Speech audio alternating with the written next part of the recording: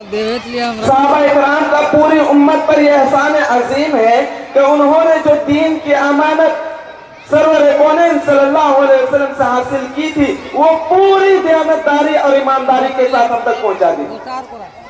یہی نہیں، آج ہم جس دین پر ناز کرتے ہیں، آج ہمیں جو دین ورثتاً مل گیا ہے، یہ صحابہ اکرام کے عظیم قربانیوں کے بعد ہم تک پہنچا ہے میرے بھائیوں۔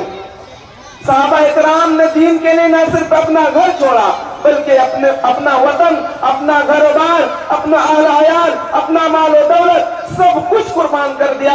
کسی کو تڑپا کر سولی پر چڑھایا گیا، کسی کو تپتی ریت پر لٹایا گیا، کسی کے سامنے اس کی ماں کو برہنہ کر کے شرمناک طریقے سے شہید کر دیا گیا۔ کسی نے اسلام کے راہ میں اپنا سب کچھ قربان کر دیا، گھر میں صرف اللہ اور اس کے رسول کی محبت چھوڑی میرے بھائیوں۔ کوئی اپنے جان پر کھیل کر خود نبی کریم صلی اللہ علیہ وسلم کے بستر پر خود لیٹ گیا۔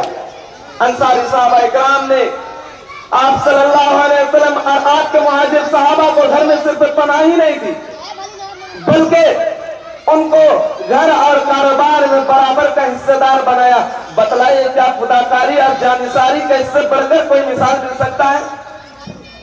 اسلامی بھائیوں، ایک مرتبہ کفار مکہ کے طرف سے عروہ بن مسعود ثقفی الجی کی حیثیت سے رسول اکرم صلی اللہ علیہ وسلم کے پاس آیا، اور جب وہ واپس کفار مکہ کے طرف لوٹا، جب وہ واپس کفار مکہ کے طرف گیا تو وہ کہنے لگا، اللہ کی قسم میں نے قیصر و کسریٰ کے دربار میں ان کی وہ ہیبت، ان کی وہ عظمت نہیں دیکھی جو نبی کریم صلی اللہ علیہ وسلم کے صحابہ اکرام کے دلوں میں دیکھی۔ جب نبی کریم صلی اللہ علیہ وسلم وضو کرتے تو ان کی وضو کے بچے ہوئے پانی کے لیے صحابہ اکرام آپس میں لڑنے لگتے۔ جب نبی کریم صلی اللہ علیہ وسلم تھوکتے تو ان کی لعاب زمین پر گرنے سے پہلے صحابہ اکرام اپنے بدن پر مل لیتے تھے میرے بھائیوں۔ یہ تھی صحابہ اکرام کے دلوں میں عظمت نبی، یہ تھی صحابہ اکرام کے قلب اطہر پر عظمت نبی۔ کتنے گستاخ اور دریا دہن ہیں وہ لوگ جو ان پاکیزہ اطوار کے حامل لوگوں پر کیچڑ اچھالتے ہیں۔ کتنے گستاخ اور دریا دہن ہیں وہ لوگ جو ان پاکیزہ اطوار کے حامل لوگوں پر طعن و تشنیع کی تیر چھوڑتے ہیں میرے بھائیوں۔